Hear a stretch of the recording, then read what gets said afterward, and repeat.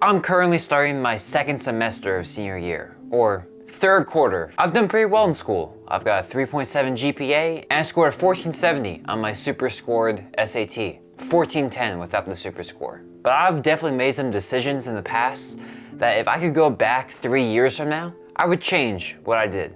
The first thing I would do is just try a little bit more in school. I'm talking 1 hour a week of extra work on school. Ever since I started freshman year of school, I was super gung-ho on business and YouTube, thinking that was gonna be my career and I needed to be successful at that at all costs. Because my parents were constantly telling me that I needed to focus on school and YouTube wasn't gonna work.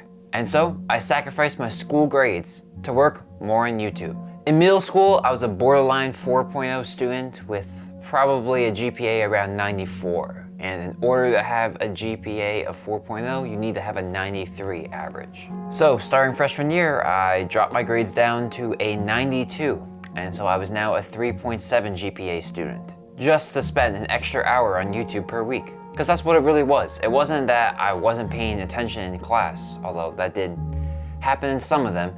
The main thing is that I just wasn't studying and revising for specific classes that I had hard times in as much as I would have in 8th grade. This may seem like a smart decision for my goals, but it couldn't be further from the truth. Do you know that most successful business owners went to college? And most of the most successful business owners went to Ivy League institutions. You know, the best doctors, the best business owners, the best politicians, the best pastors, you know, the people that had the most influence in our world went to these institutions. Like, look at the top politicians. Like, Donald Trump went to an Ivy League institution.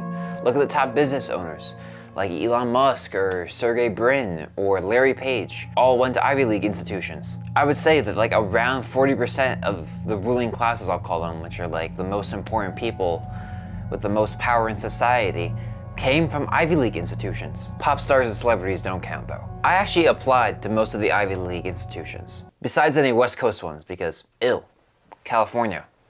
Blech. Even before the current wildfires. It cost a cool $800 for me to just get rejected from all those schools. But if I try a little bit harder in school, I mean, it's impossible to know the exact numbers. But, you know, College Vine and Niche say that my chances would be 10 to 15% higher if I had a 4.0 GPA versus a 3.7 GPA. So if I traded, let's say, 400 hours over 4 years, or 17 days, for a 15% increased chance to Ivy League institutions, that'd be a pretty good trade. And so why did I do the opposite? I have no idea. I guess I really want my YouTube channel to succeed. So if you know you have a greater than, say, a 3% chance at any of these schools, if you put in a lot of effort, that is, you gotta try to make it work. And you wanna know why? How much you think the average Ivy League graduate is gonna make with a bachelor's STEM degree? At first, I was thinking 70,000, then I moved to 80,000, but the real number is just 10,000 to the power of 10. It's 100,000. $100,000 a year out of college is absolutely bonkers. The average person at any other school getting a STEM degree is making around $60,000 out of college. And something even crazier is that from all the connections you make at these schools, you could become an amazing businessman too, because 71 out of the 500 Forbes billionaires came from just the 12 Ivy League schools. If you don't think you have a chance, just know research has shown that effort is way more important than IQ and intellect in school. And that if you seriously put in the work, you will get a higher GPA and a higher SAT score. Like for a minute, the average person, someone who just studies 19 hours for the SAT, is on average gonna get around a 741, which is horrendous. Absolutely horrendous. You get 400 points for putting your name on the paper.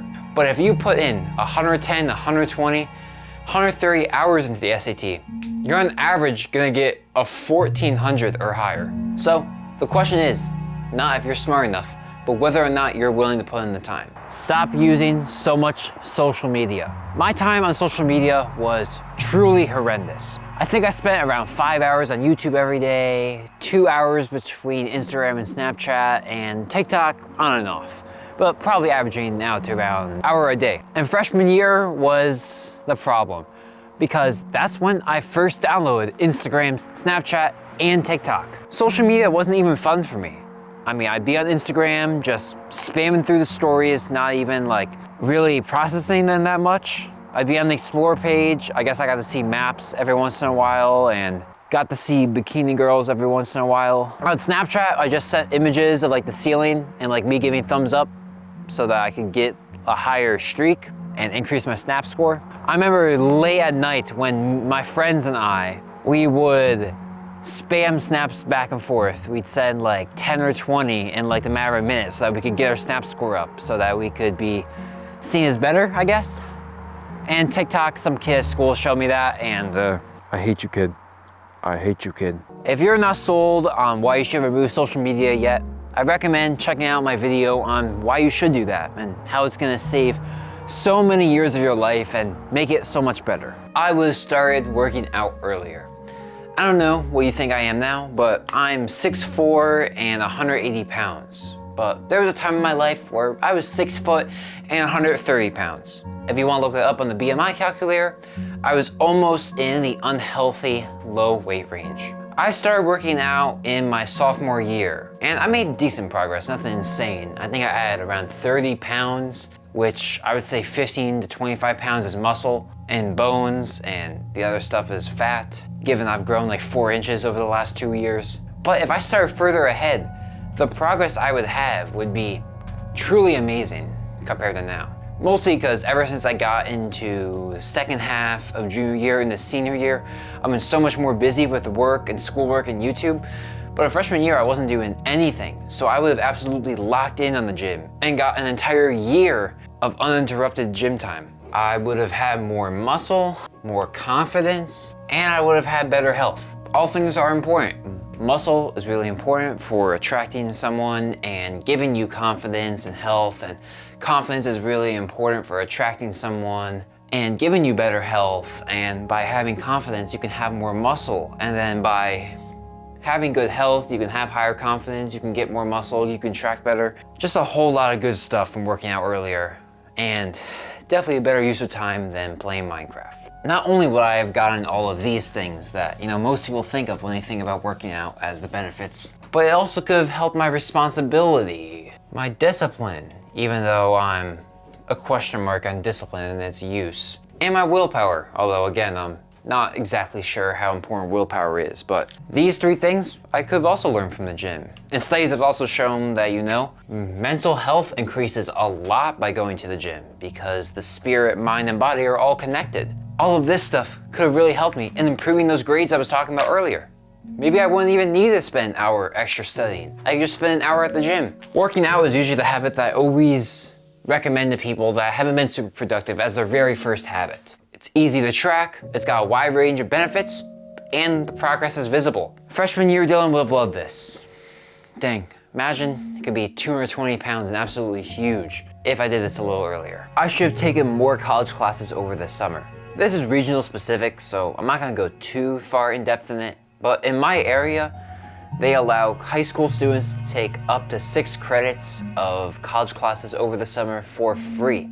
And if you want to take any more credits, it's just like $40 per credit, which is way cheaper than tuition at college. I wasn't doing a whole lot over freshman year anyways. I wasn't really hanging out with friends. I was mostly just playing video games, lots of Minecraft and basketball here and there with some of my neighborhood friends. So spending like 3 to 4 hours a week at some college classes during the summer would have been completely fine.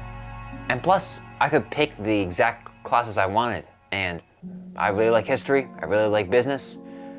I could have definitely taken some history or business classes and enjoyed my time taking those classes. The school that gives out these credits would likely be accepted by the best state schools in my state. And say I somehow get into one of these Ivy League institutions I applied to, well, that's another class I get to put in my transcript. From a quick little Google search and that little Google AI thing, I'm pretty sure this is only available for people in New York, New Jersey, and Indiana, of all places. But there is a very similar thing that you can do in all states that I want to tell you about. And that's to do a couple-week internship.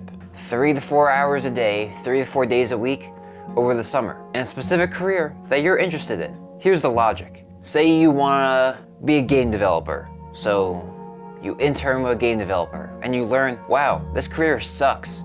I really do not want to do this. You just saved yourself thousands of dollars and learning this during college. But if you work as a game developer and you figure out that it's a career that you really like, it's an experience that you get to put on your resumes when you're applying to jobs, and an activity you get to put on your Common App essay if you need to go to college for your career. And then you get to start designing your high school classes around this career that you know you're gonna wanna do. There's two ways to do this, and I actually did it through both these ways in high school. Cold emailing and using personal connections. I interned with an entrepreneurial connecting company, basically like a company that connects companies with each other. Through sending an email to a specific person on their contact page in a program that I was interested in, I asked if she'd be willing to go on a virtual meeting to see if I could intern with her during a specific time frame, and she said yes. And then we talked and we figured out all the details, and I was able to intern with her for about a week. And another time, I asked my teacher for help connecting me with a mechanical engineer. And she actually had a personal connection to a guy that graduated from Cornell's engineering program that ran his own business 20 minutes away from me. And so now I get to intern with him for 2 weeks. It takes leaving your comfort zone a little bit, but truly the amount of learning you get from this experience, the resume and college benefits you'll get, is a no-brainer for you to do over the summer. Next, I would try to be a little more gentle with my words. I have a story from my gym class where I wasn't necessarily mean with my words, but gentle would not be the correct term to use either. We were playing, I think, ultimate frisbee, if you guys know what that is. Kind of like, I don't know, frisbee with football, without the tackle part. And we had to equalize the teams. Of course, I was like the top guy on the team because, you know, just who I am. But there was this one kid on the team who was trying as hard as they could, but not really doing the best. And I just kept harping on them to run faster. Come on, hurry up. What are you doing? Go faster. Come on, you got this. Keep up with him. Keep up. Come on, come on. That student was trying their hardest, and I needed to respect that. And getting mad and constantly harping at them was not the correct choice. And then I remember in that game that every time that I'd throw a good pass or catch a good catch, I would dance in the end zone and laugh at whoever was guarding me. And that's just toxic. I mean, with the right people, it's fun, but that was with a gym class with people that weren't that competitive. And so I needed to chill out. I also remember when we were playing flag football that I probably spent an entire day arguing with the student refs there of how bad their calls were. That's another part of just me being too extreme. And that's just always how I've been. It's always been my personality to be extremely competitive in everything I do, and always wanting to be the best at everything I do, and always wanting to be better than other people. I'd be willing to hurt friendships in order to win. If I wasn't the best at knitting, and one of my friends started talking about how fun knitting was, I'd probably start knitting just to be better than them. My mom would always tell me that I was big into arguing, and I was highly opinionated, and that I needed to just chill out and just not always have to win everything and turn everything into an argument. And so if I could go back to freshman year, I would change a few things. I would stop talking so much trash during gym class. I'd try to focus more on what people did well. Although I think that was the one bright side of me being competitive, is that I was always there to tell my teammates when they did a good job. And I learned just take a chill pill and not take gym class super serious, and that you don't have to be the best at everything, because that's also impossible. Throughout my school years, I should have let my parents know more about my school day. It's not like I was depressed, sad, or angry, or insecure about anything. I just didn't feel like talking about my day. However, my parents really did care to hear about my day. And to hear me constantly telling them, not much, I didn't do much. It was a school day. It was fine. It was good. Even when much more crazy things happened that I could have talked about, didn't make them feel great. It wasn't until like midway through my sophomore year that I even started consistently talking about my friends. For the first year and a half of school, they could have thought that I was a loner and just had no friends. If I could go back, I'd tell them about the friends that I made and how I made them and what we did. The problems I was having with school, the kids that were acting absolutely crazy to the teachers, cussing them out and whatnot. Like, come on, that's just fun. Why'd I hold that back? Not grades though. My mom, would get pretty intense whenever those things were not above the 90+ standards. And boy, did math beat me in high school. I mean, I still ended up with like an 89 to a 90 in most of the classes, but I think every year I was failing math at some point. So that's not all I have.